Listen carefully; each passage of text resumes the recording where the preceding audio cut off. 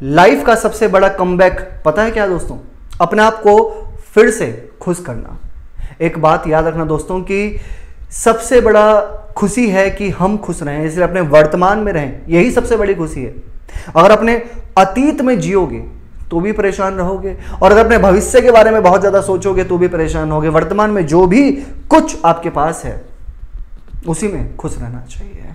नमस्कार दोस्तों, मैं ज्योतिष आचार्य सचिन कुकरेती आपका अपने चैनल नीलकंठ ज्योतिष में हार्दिक अभिनंदन करता हूं।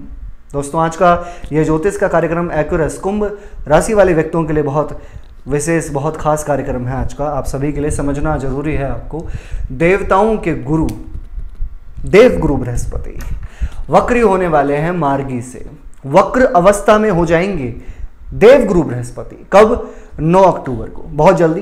9 अक्टूबर से लेके 4 फरवरी तक देव गुरु बृहस्पति वक्री रहेंगे 114 दिनों के लिए। अब ये कुंभ राशि वाले व्यक्तियों के जीवन में क्या लेकर आने वाले हैं, क्या फलाफल लेकर आने वाले हैं, इसी पे ही चर्चा करेंगे और बहुत डिटेल में चर्चा करेंगे कि आपकी राशि से गुरु कहाँ हैं, कौन से हाउस के मालिक हैं, किस पेंडिंग कर्मास को पूरा करेंगे जो रह गया था आपके अतीत में, जिसको पूरा करने वाले हैं देवगुरु बृहस्पति।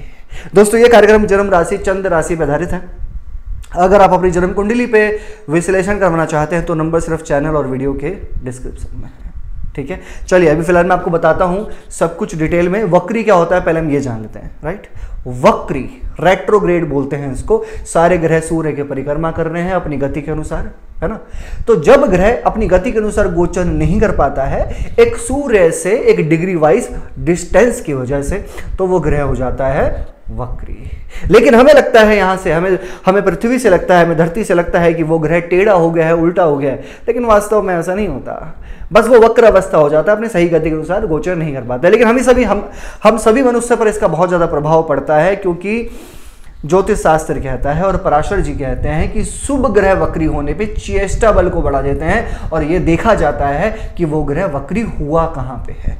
जैसे कि आपके केंद्र में वक्री हुए हैं, ठीक है, वो देखा जाता है। चलिए फिलहाल अभी जानते हैं कि फल क्या मिलेगा आपको, ये ध्यान से समझना होगा आपको। गुरु आपके 2nd लॉर्ड और 11th लॉर्ड है।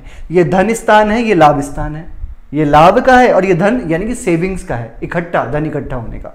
ठीक है, और यहां पर वो ट्रांजिट कर रहे हैं गुरु, वक्री यहां होंगे 4th हाउस में।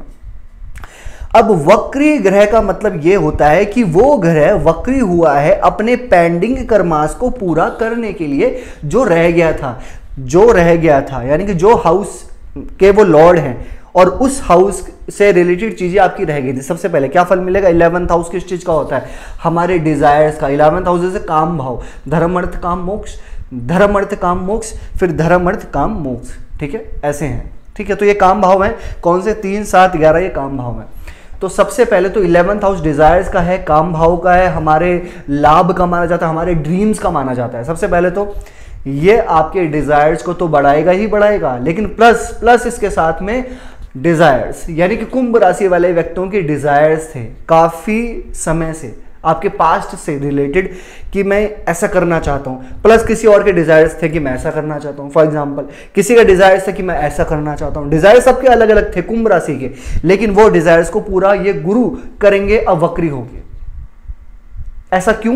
क्योंकि वक्री हुए हैं, वो वक्री होके वो अपने कारक तत्वों को पूरा करेंगे चेष्टा बल मिलने की वजह से।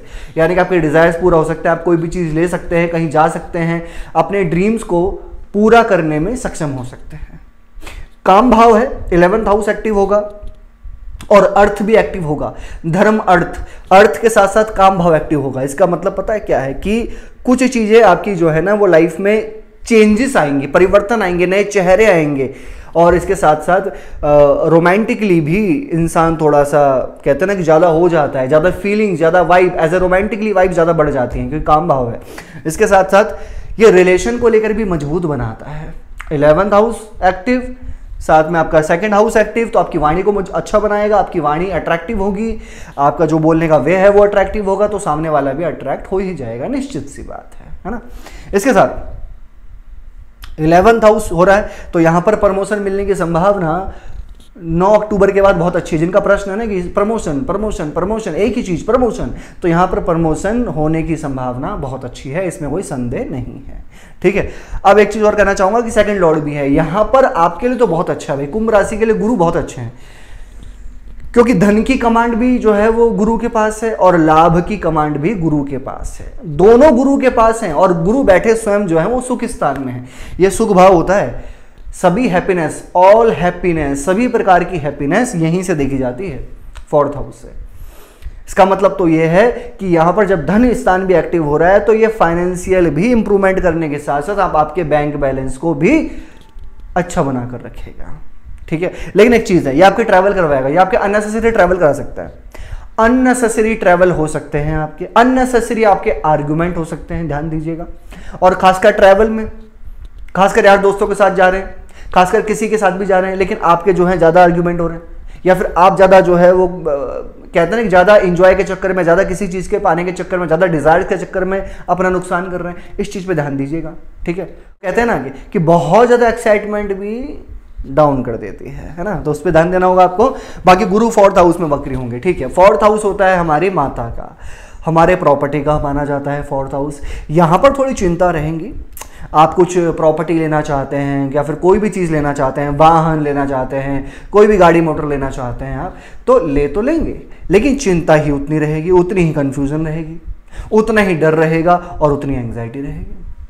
ले लेंगे, लेने में कोई दिक्कत नहीं है, हालांकि मैंने कहा था डिजायर्स को पूरा करेंगे तो लेंगे आप, लेकिन खासकर मकान, वाहन, ये मशीन जैसी चीज़ों में कंफ्यूजन आपको रहेगी। जहां पर लोहा अटैच होगा वहां पे आपको कंफ्यूजन रहेगी, एक डर भी रहेगा आपके मन के अंदर, एक वहम रहेगा आपके मन के अंदर, तो उसको निकाल दीजिए और उसके लिए उपाय बताऊंगा वो कीजिएगा। बाकी गुरु की दृष्टि आपके 5वें भाव में पड़ेगी, वक्र गुरु की दृष्टि, और इसके साथ आपके 12वें घर पर भी पड़ेगी। ठीक है, और 10वें स्थान में, लेकिन 2 त्रिक भाव एक्टिव हो रहे हैं, एक तो अष्टम भाव और एक 12वां घर, दोनों ही कुंडली के खराब होते हैं। ये ठीक नहीं है, ये ठीक नहीं का मतलब ये है कि आपको अपनी हेल्थ पे ध्यान रखना है, क्योंकि 8वां घर भी रोग का माना जाता है त्रिक भाव, और 12वां घर भी रोग का माना जाता है त्रिक भाव, तो अपनी हेल्थ का ध्यान रखना है। ठीक है, किसी की बातों में जल्दी से नहीं आना आपको। कोई आपको अगर प्रॉफिट दिखाने की बात कर रहा है, प्रॉफिट की बात कर रहा है, तो मैंने पहले भी कहा था कि एक्साइटमेंट लेवल को कम करें, आप स्टेबल रहें, किसी के बहकाव में ना, ज़्यादा अच्छा रहेगा आपके लिए। 12वें घर पे वक्री गुरु की दृष्टि है, खर्चे होंगे आपके, अननेसेसरी खर्चे बहुत ज़्यादा होंगे, इसलिए अच्छा है कि उस जगह पर खर्चा करो जो आपके काम आए। खर्चे तो आपके बहुत होंगे ये वक्री हो जाने के बाद, ठीक है, इसलिए आप इन्वेस्टमेंट कर लो या कोई चीज़ परचेज कर लो, वो आपके लिए ज़्यादा बेटर रहेगा। अब गुरु की दृष्टि, वक्र गुरु की दृष्टि आपके 10th हाउस में है, आप अपने को स्मार्ट समझेंगे, ओवर स्मार्ट समझने की कोशिश करेंगे। ठीक है, अपने पे कॉन्फिडेंस होना चाहिए, गलत नहीं है, सेल्फ रिस्पेक्ट और सेल्फ कॉन्फिडेंस होना चाहिए, बट लेकिन ओवर स्मार्ट, बहुत ज़्यादा ओवर स्मार्ट भी गलत हो जाता है, तो वो थोड़ा ध्यान दीजिएगा। बाकी गुरु वक्री देख रहे हैं 10th हाउस को, जिनके पास नौकरी नहीं थी अब नौकरी मिलने की संभावना बहुत अच्छी है, नौकरी मिलने की संभावना बहुत अच्छी है वक्री गुरु के हो जाने पर, और खासकर एमएनसी और खासकर जहां पर आप रहते हैं, आपका जन्म हुआ था वहां से दूर नौकरी मिलने की संभावना ज़्यादा अच्छी दिख रही है मुझे यहाँ पे। ठीक है, बाकी बस यही है कि थोड़ा सा अपने आपको ओवर स्मार्ट और ओवर कॉन्फिडेंस है ना, वो थोड़ा सा गलत है, बाकी तो मुझे यहाँ पर अच्छा ही दिखाई दे रहा है, और नौकरी मिलने की संभावना और मैनेजमेंट स्किल्स भी आपकी बढ़ जाएंगी वक्री हो जाने के बाद। क्या उपाय करने चाहिए आपको? सबसे पहले तो आप जो है गुरु का बीज मंत्र करें, ओम ग्राम ग्रीम ग्रोम सह गुरुवे नमः 108 बार। ठीक है, शनि का बीज मंत्र करें, ओम प्राम प्रीम प्रोम सह शनिश्चराय नमः 108 बार। हनुमान चालीसा का पाठ करें, उगते हुए सूर्य को जल जरूर चढ़ाइए, अच्छा रहेगा आपके लिए। कैसे लगे आपको वीडियो? लाइक कीजिएगा, शेयर कीजिएगा, बने रहिएगा हमारे साथ में। धन्यवाद।